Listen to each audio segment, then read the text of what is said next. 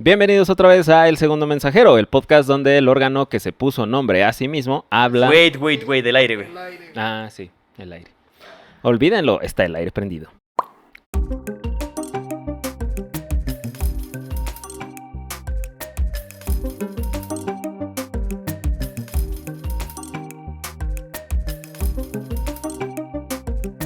Bienvenidos otra vez a El Segundo Mensajero, el podcast donde el órgano que se puso nombre a sí mismo habla sobre sí mismo.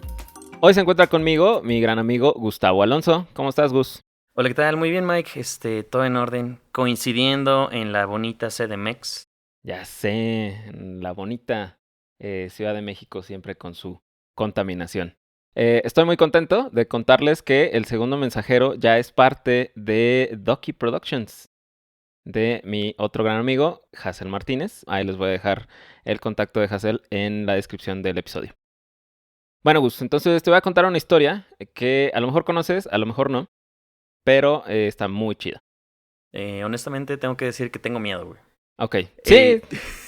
No está tan horrible. Déjame te pongo en contexto, güey. Ajá. O sea, orgullosamente puedo decir que voy al día de tu podcast, güey. Gracias. He escuchado los 3 episodios. Y el primero, cuando lo escuché, que invitaste pues a Pam, Ajá. diciendo que pues es genetista y demás, la verdad, yo dije, ok, qué chido. El episodio está relacionado con la genética. Ajá. Y en ese momento dije, madres, yo no tengo ninguna enfermedad genética, güey. No he padecido nada extraño. ¿Qué historia vergonzosa vas a contar de mí, güey? ¿Qué diagnóstico me vas a dar? No. Vamos a hablar de una situación de psicología social que se me hizo muy interesante y ok. que yo creo que te va a latir muy chido. Venga, jalo. Bueno, el 14 de agosto de 1971, mientras el reino de Bahrein se independizaba del Reino Unido, 12 jóvenes fueron arrestados en sus domicilios o lugares cercanos en la zona de Palo Alto, California, acusados de robo a mano armada. Al llegar a la cárcel del condado de Stanford, se les toman huellas dactilares y fotografías para su ficha policial. Son desvestidos y se les entrega una casaca de manta con un número que a partir de este momento será la única manera de identificarlos. Se les coloca un grillete en el pie y el único calzado que se les permite son sandalias de goma.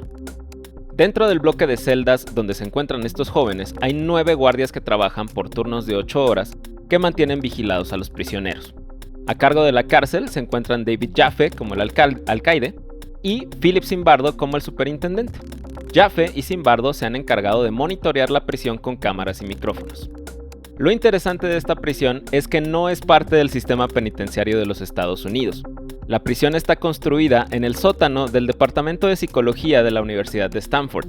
El Dr. Philip Zimbardo es el profesor de Psicología Social de la universidad y estamos a punto de adentrarnos al experimento que lo llevó a la fama, el experimento de la cárcel de Stanford. ¿Lo has escuchado?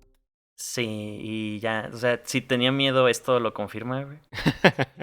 Auxilio, por favor. Okay. No quiero estar aquí. Bueno, primero te voy a contar la vida de Zimbardo. Aunque en resumen, digo, creo que es como una analogía muy peculiar a la PGR, güey. Entonces... algo, o sea, sí tiene algo de eso. Ok, Philip George Zimbardo nació en Brooklyn, Nueva York, el 23 de marzo de 1933, hijo de una familia de inmigrantes italianos en Sicilia, obviamente. Su familia vivía en un gueto al sur del Bronx y dependían de programas sociales, situación por la que fue constantemente discriminado en sus primeros años de vida. Zimbardo relató en una entrevista para Psychology Today que en una visita al dentista se quejó por el dolor y el dentista le dijo a su alumno, cito, "Este tipo de personas siempre se están quejando. No escuches lo que dicen, míralos a los ojos. Eso te dirá si en realidad les duele". Ouch. También relató que una vez recibió una paliza por ser un sucio niño judío, aunque no practicaba esa religión. Ok, es como tú, pareces judío. Ajá, sí, de hecho sí. De hecho ¿En serio? sí fue porque le dijeron, pareces judío, te vamos a madrear. Así es la gente. ¿Seguro que no es México? No. Ok. En 1939 tuvo un cuadro de tosferina neumonía, en una época donde aún no existía la penicilina. Durante su estancia en el hospital Willard Park para niños con enfermedades contagiosas, Zimbardo aprendió por sí mismo a leer y a escribir antes de comenzar la escuela primaria. También aprendió a congraciarse con sus enfermeras y a combatir el aburrimiento inventando juegos desde la cama de la que no permitían que se levantara. A partir de ese momento, Zimbardo se convenció que quería dedicarse a mejorar la calidad de la experiencia humana. Zimbardo fue el único de su familia en asistir y terminar la preparatoria. Se graduó de la James Monroe High School y en esta misma escuela fue compañero de otro famoso psicólogo social, Stanley Milgram. Próxima estrella de este podcast, no les voy a spoilerear qué hizo Milgram. Okay. Zimbardo cuenta que en el penúltimo año de la preparatoria se fue a una escuela en California, pero sus compañeros le tenían miedo por ser italiano y venir de Nueva York, creían que era mafioso. O sea, era discriminado por ambos lados, güey. Ajá, sí. Parece judío, pero también eres italiano. Pero también es italiano y viene de Nueva York, seguro es de la mafia, mejor no hay que acercarnos a él. Demonios. Cuando regresó a Nueva York, en el último año de la prepa, fue que conoció a Milgram y cuando la personalidad de Zimbardo lo volvió un chico popular, comenzó su primera discusión de psicología social con su amigo. ¿Qué había provocado que en un lugar fuera un paria y en otro fuera una monedita de oro? Ambos llegaron a la conclusión que el secreto estaba en la situación, no en la predisposición de Zimbardo a ser o no ser popular. O sea, según ellos, Ajá. Zimbardo era popular no porque fuera agradable, sino porque estaba en un ambiente que lo consideraba a él agradable. Era popular en Nueva York. Ajá, sí. Ok, va. Bueno, era italiano, o sea, pertenecía al grupo mayoritario, no sé si mayoritario, pero sí mejor posicionado. Sí, o sea, era más común que hubiera italianos en Nueva York. Incluso, no sé si has visto la película de Green Book. No. Bueno, ahí sale o sea, los personajes son una comunidad de gente italiana. Ok, bueno, pero he visto la de... se me olvidó, olvídalo. ¿El Padrino? No. Bueno, una con italianos. Zimbardo también fue el primero de su familia en ir a la universidad. Se graduó con una licenciatura triple en Sociología, Psicología y Antropología del Brooklyn College. La vida universitaria de Zimbardo también tuvo algunos momentos de discriminación. Primero, cuando intentó entrar al posgrado en Yale, estuvieron a punto de rechazarlo porque el comité de admisión de la Facultad de Psicología creyó que era afroamericano. ¿Qué? Sí. ¿Tenía motivos para creer que era afroamericano? No, como que vieron el nombre y dijeron, Zimbardo. esto se escucha negro. Y... Ok. A ver, llevamos, nada más para recapitular, llevamos judío, italiano, negro. Y nada más, hasta ahorita. Popular. Y pobre. Y pobre. Y pobre, porque vivía con asistencia social. Ok. Posteriormente, se graduó, de todos modos, con una maestría y un doctorado en psicología de Yale. O sea, al final sí lo dejaron entrar. Okay. Pero cuando comenzó a trabajar como profesor en la NYU, en la Universidad de Nueva York, Zimbardo cuenta que, cito, cuando me estaba mudando a un apartamento en Nueva York, llevaba unos muebles desde una camioneta de mudanzas alquilada. Traía puesta una bandana y algunos vecinos pasaron y se dijeron, Dios mío, los puertorriqueños se están mudando por todas partes. ¿Te quieres morir ese? Ajá. Entonces, Zimbardo experimentó durante su vida la discriminación por ser pobre, por ser judío, aunque no lo era, por ser afroamericano, aunque no lo era, por ser puertorriqueño, aunque no lo era, y por ser italiano. Él mismo refiere que todas estas experiencias moldearon su interés académico y su enfoque de estudio. Fue entonces la psicología de la desindividualización. Okay. Cito. Ser herido personalmente desencadenó una curiosidad sobre cómo se forman tales creencias, cómo las actitudes pueden influir en el comportamiento de las personas, cómo la gente puede rechazar tan fuertemente algo que desconoce. Zimbardo investigó diversos fenómenos sociales como la autosegregación, al darse cuenta de que aún después de la eliminación de las leyes de Jim Crow en los Estados Unidos, aún existían mesas negras en las cafeterías de las universidades que tenían supuestamente una agenda liberal, donde nunca se sentaba la gente blanca. No sé si ubiques qué son las leyes Jim Crow. Las que de segregación racial, ¿no? Si Ajá, no me equivoco. exactamente, Okay. sí, son las leyes de segregación racial. El Dr. Philip Zimbardo llegó a la Universidad de Stanford en 1968 y sus clases eran conocidas por sus métodos innovadores como presentaciones audiovisuales y experimentos. Además, solía llevar invitados para conocer diversas facetas del pensamiento como personas pro vida, personas pro elección, el entrenador de los 49 de San Francisco, Bill Walsh, exconvictos, un chamán peruano, reclutadores de cultos y nada menos que el luchador de los derechos civiles, Malcolm X. O sea, el güey estaba bien conectado. Venga. Zimbardo tenía una carga académica importante, o sea, daba muchas clases al día, pero él mismo sabía que el éxito académico depende de la investigación que produzca publicaciones científicas. Así que en muchas ocasiones usaba el salón de clases como vehículo para crear nuevas ideas de investigación y luego se usaba esa investigación para sus clases. ¿Estás diciendo que se inventaba investigaciones para sacar presupuesto? No. O sea, lo que él hacía es que en las clases como que les proponía algo a sus alumnos, como que fíjense, podría ser algo interesante de estudiar. Ustedes denme ideas, ¿no? Ok. Y entonces, si había una idea chida, él la tomaba, la investigaba y luego lo que obtenía de esa investigación lo regresaba a las clases. ¿Y le daba crédito al alumno? Sí. Ah, venga. Entonces, era como un círculo virtuoso. Y de hecho, técnicamente, así debería de funcionar ser un profesor investigador. O sea, así debería ser. Ahora, el experimento de la cárcel de Stanford surgió precisamente de uno de estos intercambios en clase, donde Zimbardo alentó a sus alumnos de pregrado a comprender la dinámica de la vida en prisión. El estudiante David Jaffe y algunos de sus compañeros crearon una cárcel de mentira durante un fin de semana y observaron cambios interesantes. Zimbardo decidió que debía llevar este experimento a un esquema experimental más estricto e invitó a Jaffe a participar. El objeto principal de la investigación de Zimbardo durante esta época era la teoría de la desindividuación y cómo el comportamiento de un individuo está influenciado por la conducta grupal. O sea, básicamente lo que Zimbardo estudiaba era qué es lo que lleva a alguien a creer que otra persona es menos persona.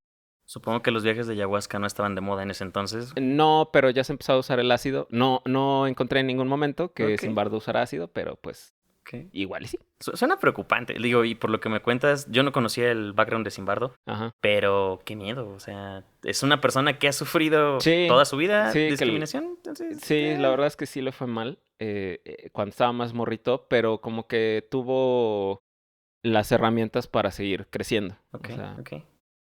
bueno, entonces, el experimento surgió con el objetivo de estudiar la influencia del ambiente en la conducta del individuo.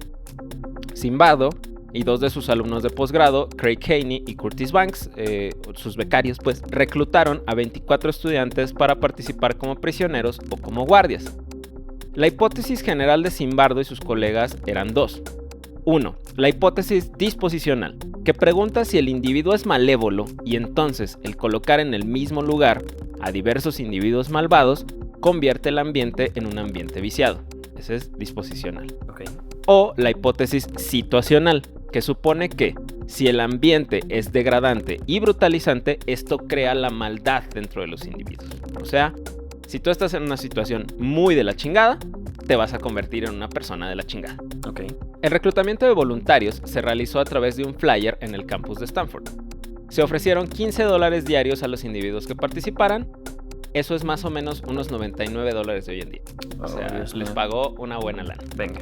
Desde el momento del reclutamiento se estableció claramente que la violencia física estaba prohibida. Zimbardo creyó que era importante que los participantes fueran mental y físicamente sanos y se encargó de investigar que no tuvieran antecedentes criminales. Y por su lado, Haney y Banks revisaron el estado de salud mental y física de los individuos. Zimbardo creía que el ambiente físico del experimento era importante y como John Hammond en Jurassic Park no reparó en gastos, para convertir el sótano de la Facultad de Psicología, también llamada Jordan Hall, en una pequeña cárcel. ¿Ese espacio sigue activo? Sí, de hecho, Qué ahí miedo.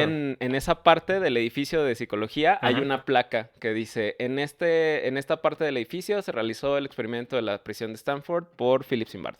Ok. Hay una placa. Lo que me llamó la atención también fue el nombre del edificio.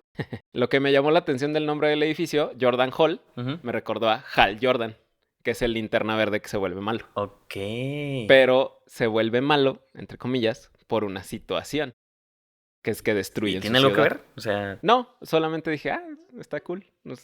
Y porque soy súper fan de Linterna Verde. venga, venga. Me vale madre que critiquen la película. El cómic está chido. Ryan Reynolds es un amor. Ajá. Bueno, entonces, ¿qué hicieron? Pusieron cámaras y acondicionaron los cuartos como celdas, quitaron las puertas y pusieron barrotes con números. Las celdas tenían poco menos de 5 metros cuadrados de área, o sea, cualquier departamento en la Condesa, y solo estaban acondicionadas con un catre y una cubeta. Cualquier departamento de la Condesa de 10,000 De pesos al 10,000 mes. pesos al mes. Ajá. El patio de la facultad se convirtió en el patio de la prisión e incluso acondicionaron un closet como el agujero, el sitio de confinamiento solitario. Ok. Estaba tan bien acondicionado que el sitio tenía una oficina para el alcaide, un cuarto para visitas y tenía un cuarto para las audiencias de libertad bajo fianza. O sea, Ok. se fueran así full Big Brother. El departamento de policía de Palo Alto ayudó a Zimbardo a arrestar a los voluntarios en sitios públicos porque quería que fuera completamente realista. Eso se me hizo muy cool en la película de Stanford University Experiment. Prison Experience. Sí, no sé si se llama así, pero justamente se ve como todo esto. El problema es que tú lo ves como espectador y no ves cómo se planeó a detalle cada una de estas cosas. Exactamente. Al iniciar el experimento, se dividieron equitativamente y al azar 24 voluntarios entre prisioneros y guardias. Se colocaron 9 guardias y 9 prisioneros, y los demás estaban por llamado, o sea, eran como la banca.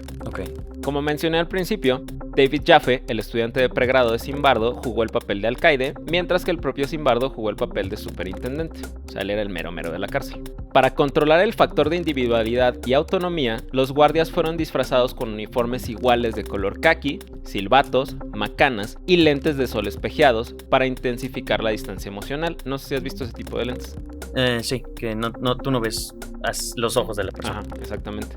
Y de hecho, el otro efecto que tienen ese tipo de lentes es que tú te ves reflejado.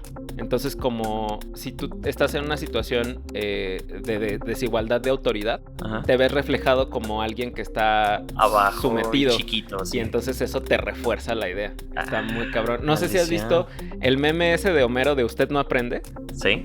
Sí, ves como está Homero, que está así como hecho chiquito. Sí. Es igualito. Ese es el efecto que se busca. Ok, qué miedo. Sí. Antes de comenzar el experimento, Zimbardo se reunió con el grupo de guardias y les dio instrucciones. La primera y la más importante fue prohibirles el castigo físico y la deprivación del agua o los alimentos. Una vez aclarado esto, Zimbardo indicó que, cito, pueden crear sentimientos de aburrimiento o una sensación de miedo hasta cierto punto. Pueden crear una noción de arbitrariedad, que su vida está totalmente controlada por nosotros, por el sistema, por ti o por mí. No tendrán privacidad. Vamos a quitarles su individualidad de varias maneras. En general, todo esto conducirá a una sensación de impotencia. Es decir, en esta situación, nosotros tenemos todo el poder y ellos no tienen nada. ¿Cuál era el punto que quería probar otra vez? Que al meterlos en una situación de diferencia de poder tan cabrona como es una cárcel, estos cuates que eran estudiantes de universidad y que aparentemente eran gente educada, lo que tú quieras, se iban a volver, se iban a hacer como adictos a su poder. O sea, era como su... Okay. Desde el punto de vista de los policías. Ajá, sí. ¿Y los reos tenían algún objeto o algún objetivo? Sí, o sea, él también decía que al encontrarse ellos en una situación de prisioneros, su personalidad iba a cambiar a ser más sumisos, más... hacerse chiquitos, pues. Ok. Pero que era solamente la situación la que iba a hacer todos esos cambios. Ok, por su parte, David Jaffe adoptó algunas reglas de la prisión original que formó con sus compañeros, tales como 1. Los prisioneros deben dirigirse entre sí solo por sus números. 2. Los prisioneros nunca deben referirse a su condición como un experimento o una simulación. Y 3. El incumplimiento de cualquiera de las reglas anteriores puede resultar en un castigo. En cuanto a los prisioneros, a ellos se les dio un vestido similar a un saco de papas, solamente con su número de prisionero. No les dieron ropa interior y los hicieron usar una cadena en la pierna derecha. Les dieron las sandalias de caucho y una media para aparentar la cabeza rasurada. Eso también era muy importante. Así como tú hacías ver a todos los guardias iguales, tenías que hacer que todos los presos se vieran iguales. Y por eso buscaban que solo se identificaran por el número. Digo, y si fueron, no quiero spoiler a los que escuchan, pero terminó mal esta cosa. Sí, entonces bastante. No se pudieron así, pues vamos a raparlos, no, ponles una media, porque no vayamos a herirlos. Sí, exacto. Sí, así, fue así como, ¿dónde pintas la raya? ¿Qué considerados? Ajá, exactamente. Entonces, la idea de esto era promover la anonimidad y encarnar sentimientos de emasculación y degradación. Emasculación es básicamente quitarte tu sensación de ser hombre. Sí.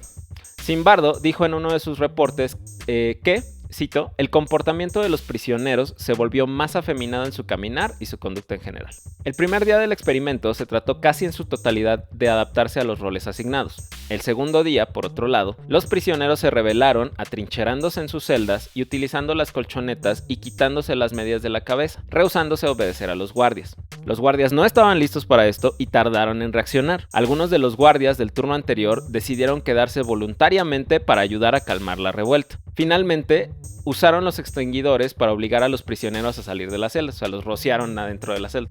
Ok. Y una vez que identificaron al instigador, lo mandaron al agujero. A partir de este punto, los guardias comenzaron a crear un lazo de solidaridad mientras que los presos continuamente se fueron desintegrando.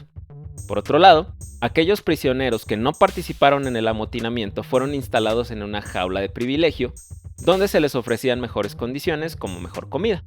Sin embargo, aquellos que fueron transferidos a este sitio se negaron a comer mejor que sus compañeros. O sea, como que ahí todavía estaban como integrados. No se aprovecharon de su posición de privilegio y dijeron, no, pues sigo siendo un prisionero, ¿no? Ok.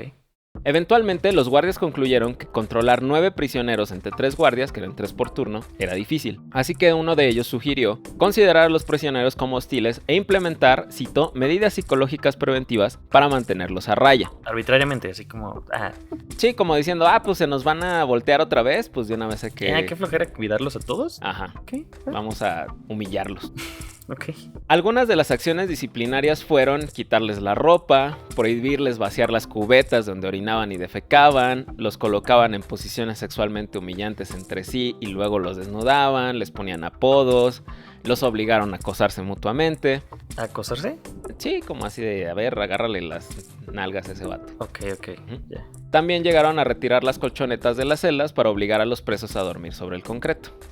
Uno de los guardias, Dave Eshelman, también conocido como John Wayne, dijo que su comportamiento había sido especialmente sádico porque quería darles a los investigadores lo que esperaban. Por otro lado, otro de los guardias esperaba ser seleccionado como prisionero y dijo: traje porros conmigo y todos los días quería dárselos a los presos. Los miraba a la cara y los veía tan desanimados y sentía mucha lástima por ellos. David Jaffe se dio cuenta de esto y alentó a este guardia a ser más participativo, que en este contexto básicamente significaba que fuera más culero. Al final del experimento, Zimbardo felicitó a Eshelman, al primero que mencionamos, por su participación. Pero en una entrevista con Michael Stevens, el de Visos, Eshelman dijo que lamentaba haberse comportado de este modo. Uno de los castigos comunes eran las lagartijas, que rápidamente subieron en número e intensidad. Uno de los guardias incluso les ponía el pie sobre la espalda a los prisioneros para agregar peso al esfuerzo. Generalmente se castigaba a un preso con lagartijas cuando se equivocaba durante el conteo de prisioneros. Los conteos tenían 2 propósitos. 1, reforzar la idea de despersonalización al obligar al prisionero a repetir su número. O sea, llegaban a la celda y era de sálganse. Y era de empieza. Soy el 86, no sé qué. Soy el 400, no sé qué. Soy el 13, bla, bla. Ok. Como para que se acordaran que no tienen nombre. Y el segundo objetivo era encontrar razones para ejercer el castigo a través del esfuerzo físico. Entonces era así como que, dijiste mal tu número, lagartija, y con la pata arriba. Somos 9, ¿por qué les ponen 84, 27? Ajá, sí, ya sé. Okay. Pues como para hacerlo más real, ¿no? Okay. Vanessa Woodward, de la Universidad de West Georgia, menciona en un artículo sobre el experimento que, cito, cada día, tanto prisioneros como guardias empezaron a estar más cómodos con sus roles, lo que distorsionó sus identidades como meros participantes de una investigación. Ambos bandos comenzaron a comportarse como sus contrapartes de la vida real. Por ejemplo, los prisioneros comenzaron a llamarse a sí mismos únicamente por número, y los guardias tomaron claramente el rol de un individuo autoritario. A las 36 horas de haber comenzado el experimento, ocurrió la primera crisis mental del grupo en uno de los prisioneros. Zimbardo escribió: el prisionero 8612, Douglas Corpy, empezó a actuar como loco, a gritar, a maldecir, a entrar en una rabia que parecía fuera de control. Pasó bastante tiempo antes de que nos convenciéramos de que realmente estaba sufriendo y que teníamos que liberarlo. Después de esto, los guardias dijeron haber escuchado un rumor de que Douglas Corpy iba a regresar a liberar a los demás prisioneros acompañado de algunos amigos. Ok. O sea, ellos solitos se fueron inventando esa narrativa. Y de ahí nació Prison Break, of course. Ajá. En este punto, la invención de Zimbardo fue notoria. O sea, él también ya se estaba súper metido. Ajá. ¿Por qué? Porque decidió mover la prisión a otro piso del edificio y reconstruirla ahí para continuar el experimento sin interrupciones. Sin embargo, el rumor era falso y Corpy jamás regresó al edificio y entonces se regresaron al sótano del edificio Jordan Hall. ¿Y esto no cambió como la actitud de los del estudio? Nada. Ok. La inmersión de los presos también fue notoria porque comenzaron a realizar pedidos de libertad condicional a cambio de su paga por participar en el estudio. O sea, los güeyes decían así como que no me pagues, güey, pero ya déjame ir. Ok. O sea, estaban muy metidos. Zimbardo se mostró especialmente sorprendido, ya que pensaba que era más fácil que cualquiera de los participantes levantara la mano y dijera que simplemente ya no quería seguir en el experimento. Para reemplazar al prisionero 8612, uno de los individuos de reserva fue llamado y se le asignó el número 416. 416 realizó una huelga de hambre al ver el trato que se daba a sus compañeros. Los guardias se molestaron y lo metieron al closet de confinamiento solitario. Al hoyo. Ajá. Además, obligaron a los demás prisioneros a golpear la puerta y a insultar a 416 a través de la misma, y los guardias dijeron que para sacarlo del hoyo, literalmente, tendrían que renunciar a dormir con sábanas. O sea, lo encerraron, le dijeron, van a empezar a pegarle a la puerta, lo van a insultar porque es parte de su castigo. Qué creativos es el ser humano cuando se trata de ejercer humillación, ¿no? ¿Sí? ¿Sabes? Sí, y entonces dijeron, ¿quieren que se salga? Denos las sábanas. Y todos accedieron menos uno. Ok. ¿Y qué le pasó?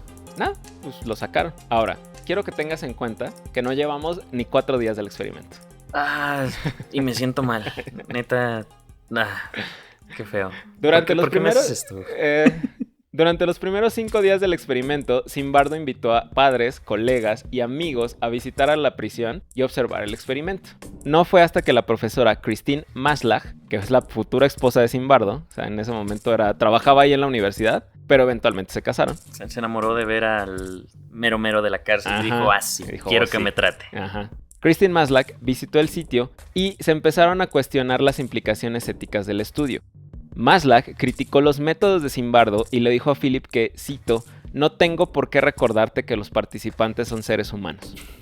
En ese momento, Phil Zimbardo se dio cuenta que él también se estaba adaptando y convirtiéndose en el papel que se había asignado a sí mismo. Con esta revelación, y considerando que podría haber daño emocional y físico permanente, decidió terminar el experimento solo 6 días después de comenzar. El experimento estaba planeado para 14 días. Demonios, ok. Según los registros de los investigadores, 1/3 de los guardias habían exhibido tendencias claramente sádicas para este punto, y se enojaron porque terminaron el estudio prematuramente. Zimbardo discutió que uno de los resultados de su experimento fue demostrar el poder de la corrupción y que la situación puede tener control sobre todo tipo de personas, sin importar su grado educativo. Es decir, para él, la hipótesis situacional había sido ganadora. Okay. Para elaborar más en esta idea, un artículo de 1997 del Servicio de Noticias de Stanford describió los objetivos del experimento.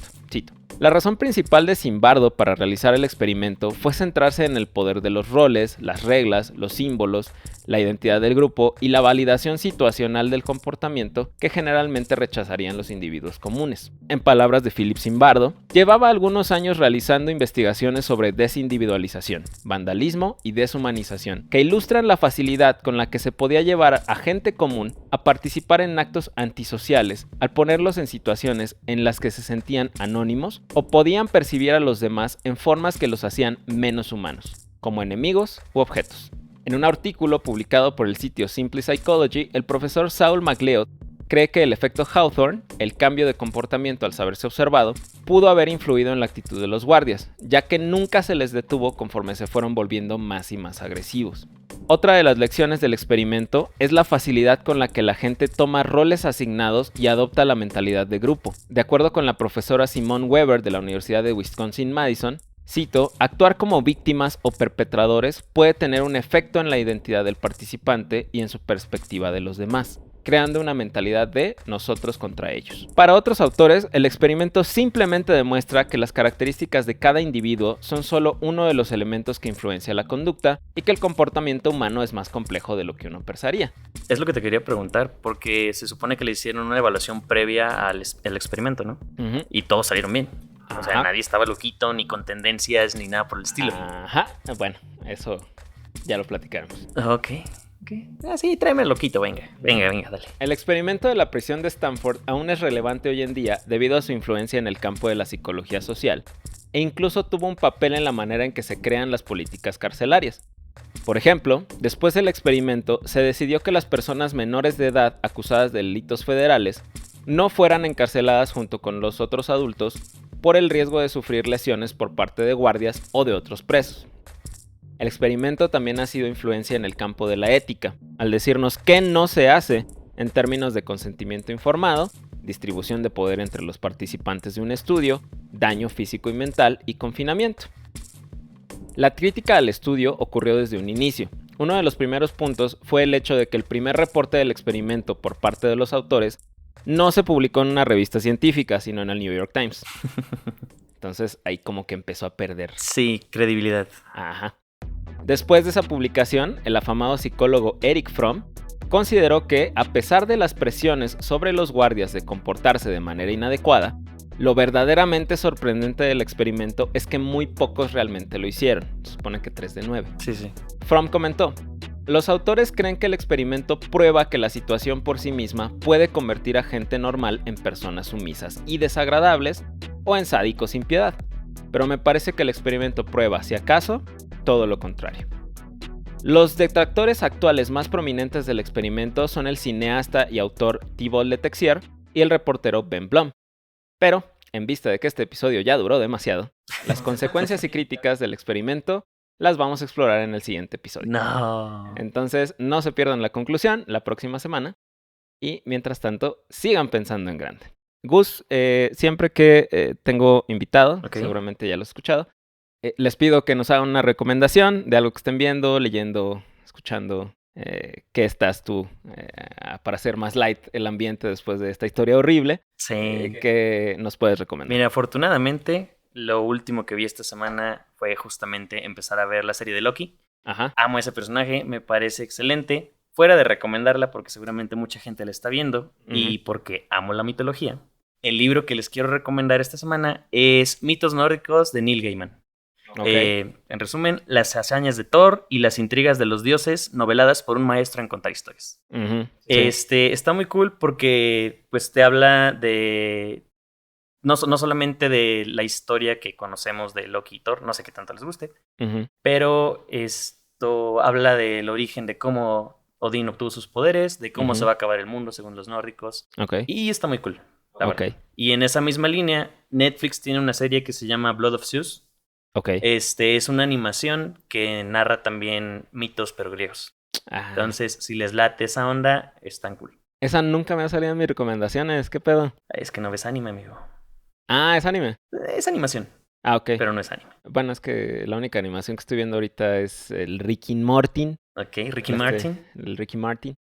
Pero muy bien, pues ahí está la recomendación del señor Alonso. El señor Alonso va a seguir sufriendo la siguiente semana cuando le cuente las cosas horribles que derivaron de este experimento. Entonces, muchas gracias por venir, Gus, y los escuchamos la siguiente semana. Adiós. Gracias.